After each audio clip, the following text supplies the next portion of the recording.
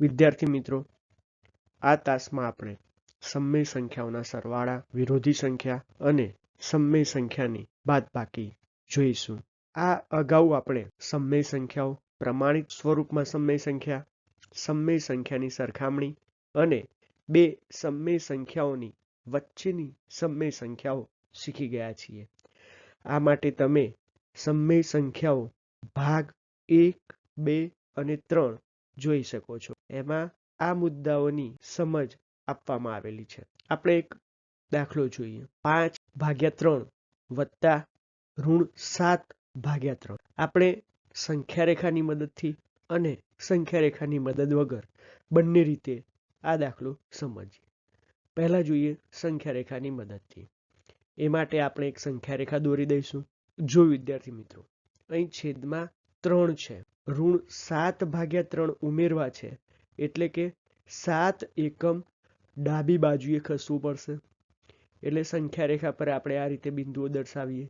0/3 એનાથી જમણી બાજુ 1/3, 2/3, 3/3 એમ બિંદુઓ દર્શાવવાના થાય.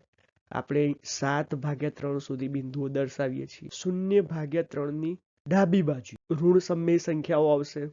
એને આપણે -1/3, -2/3, -3/3 એમ દર્શાવીશું. અહીં -5/3 સુધી દર્શાવ્યા છે. હવે 5/3 માં -7 ઉમેરવા છે, એટલે કે 7 બાદ કરવા છે. તો આપણે શું કરીશું? 1, 2, 3, 4, 5, 6 અને 7 એકમ ડાબી બાજુએ ખસે તો આપણને -2/3 મળે છે.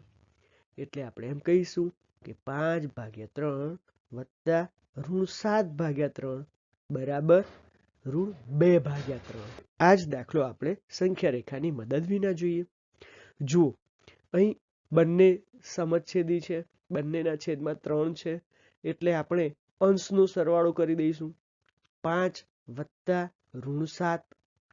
હવે પૂર્ણાંકોના સરવાળા અને બાદબાકી જોઈએ તો 5 ઓછા 7. અહીં આ ઋણ પૂર્ણાંક છે અને 5 ધન પૂર્ણાંક છે, તો અંકોની બાદબાકી કરવી પડે. 7 માંથી 5 જશે તો 2 મળે.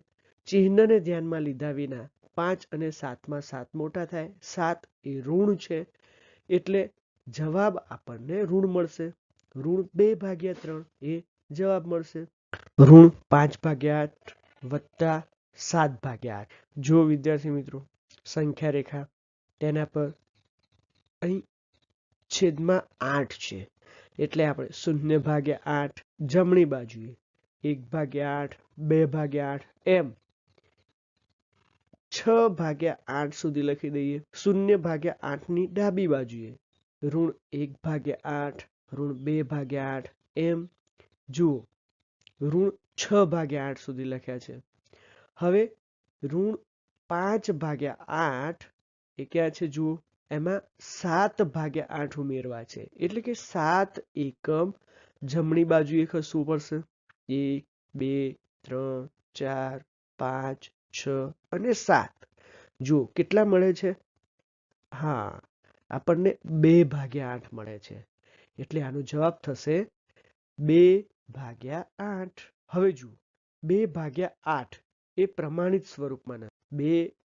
2 × 4 એટલે 8 અને અંશમાં પણ 2 છે, તો આપણે અંશ અને છેદના 2 ને આપણે ઉડાડીશું, એટલે આપણને જવાબ મળશે 1/4. હવે આ જ દાખલો સંખ્યા રેખાની મદદ વિના. છેદમાં બંનેમાં 8 છે, એટલે આપણે અંશનો સરવાળો કરીશું. -5 વત્તા 7. અહીં આ ઋણ સંખ્યા અને આ ધન સંખ્યા. 1 ઋણ 1 ધન, એટલે 7 માંથી 5 બાદ કરો. કેટલા મળે? 2. હવે જુઓ, 7 અને 5 માં 7 મોટા, એ ધન છે, એટલે જવાબ ધન આવશે. 2/8. હમણાં જ જોયું કે 2/8 માં 2 એ અંશ અને છેદમાં સામાન્ય અવયવ છે, એને આપણે દૂર કરીએ એટલે એના પ્રમાણિત સ્વરૂપમાં મળી જશે. 2 જતા રહેશે. છેદમાં 4 છે, એટલે 1/4 જવાબ મળે છે. જોયું વિદ્યાર્થી મિત્રો? છે ને સાવ સહેલું. ચાલો એના પછી એક દાખલો જોઈએ. ઋણ 4/19 વત્તા ઋણ 2/19 વત્તા ઋણ 3/19. જો 3 સમય સંખ્યાઓનો સરવાળો. પહેલા સંખ્યા રેખાની મદદથી જોઈ લઈએ. એમાં આપણે સંખ્યાઓ લખી દઈશું 0/19 અને ડાબી બાજુએ ઋણ સમય સંખ્યાઓ લખી દઈએ. ઋણ 1/19 ઋણ 2/19 એમ આપણે ઋણ 10/19 સુધી લખ્યા છે. હવે જુઓ ઋણ 4/19 ક્યાં છે? આપણે એમાં ઋણ 2/19 ઉમેરીએ. જો ઋણ 2/19 ઉમેરવા છે એટલે આપણે 2 એકમ ડાબી બાજુએ ખસવું પડે. 1 2 કેટલા મળે છે? જુઓ આપણને ઋણ 6/19 મળ્યા. એમાં ઋણ 3/19 ઉમેરવા છે એટલે કે 3 એકમ ડાબી બાજુએ ખસવું પડશે. 1 2 અને 3. જુઓ કેટલા મળે છે? ઋણ 9/19.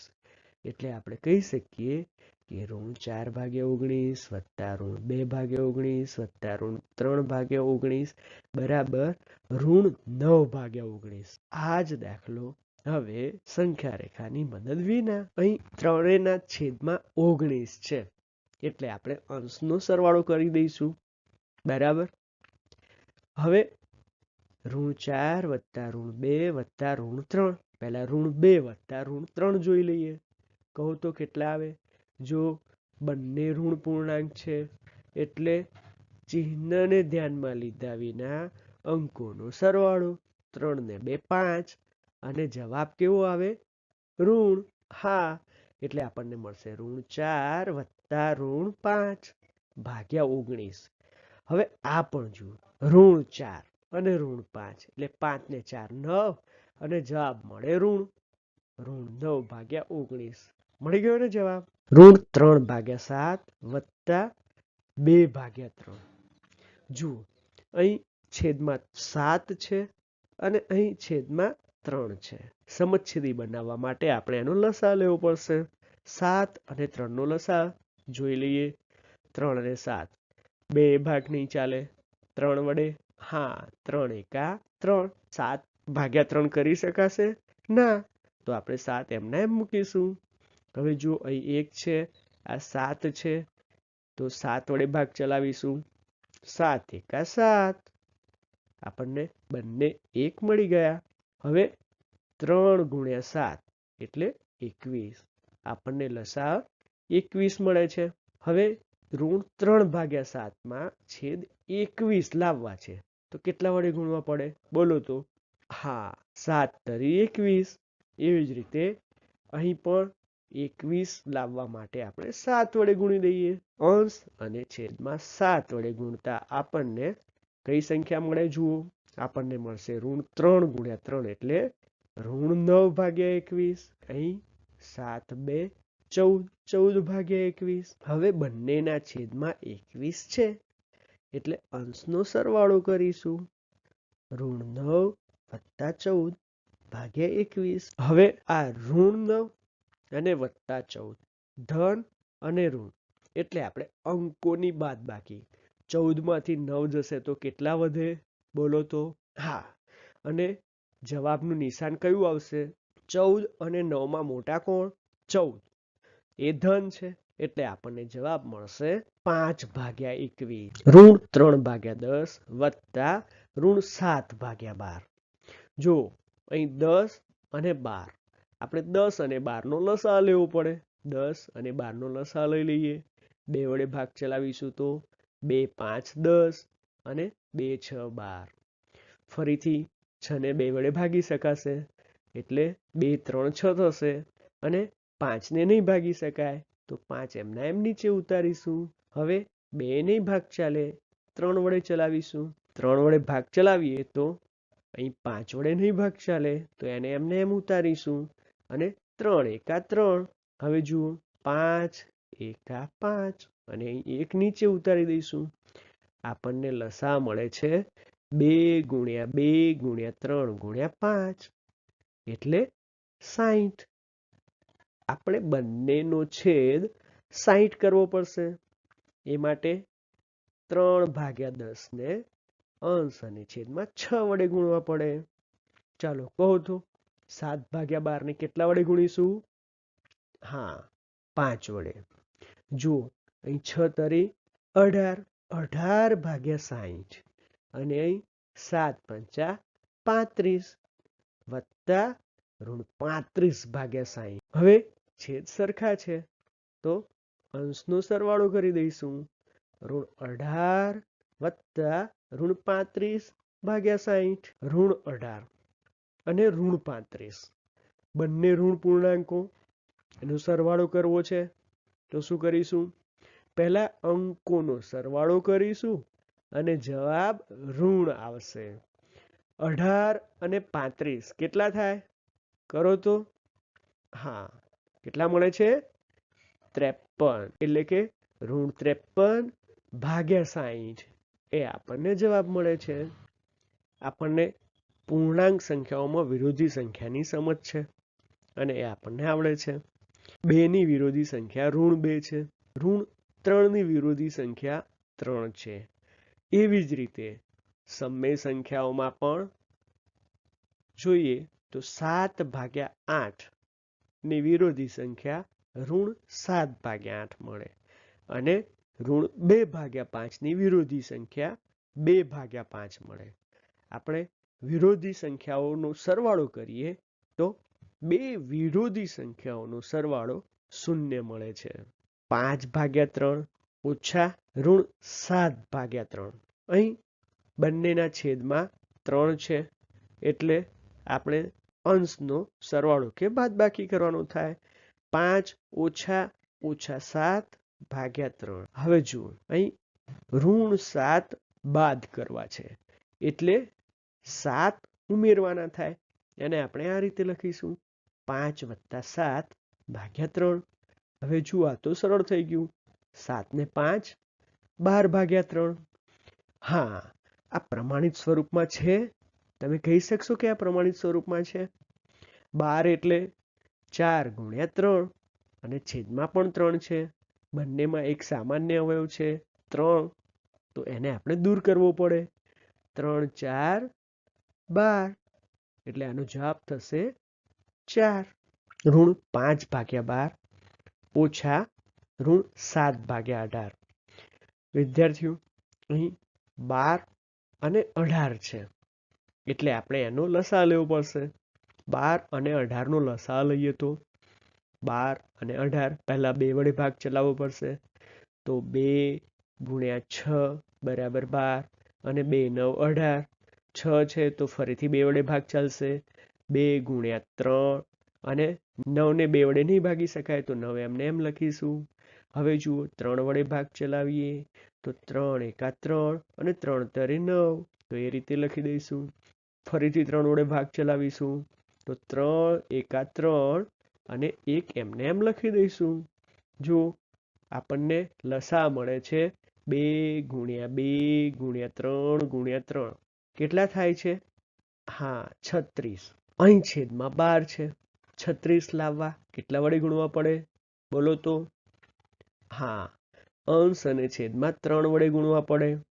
અહીં 18 છે. 36 લાવવા માટે કેટલા વડે ગુણવા પડશે? અંશ અને છેદમાં 2 વડે ગુણવા પડશે. અહીં ઓછા છે તો આપણે ઓછા લખી દઈશું. ઋણ 7/18 × 2/2. હવે 5 3 15. ઋણ છે એટલે આપણે ઋણ લખી દઈશું. ઋણ 15/36 ઓછા 7 દુ 14 એટલે ઋણ 14/36. હવે બંનેના છેદ સરખા થઈ ગયા છે. અંશની બાદબાકી કરીશું. ઋણ 15 ઓછા ઋણ 14/36.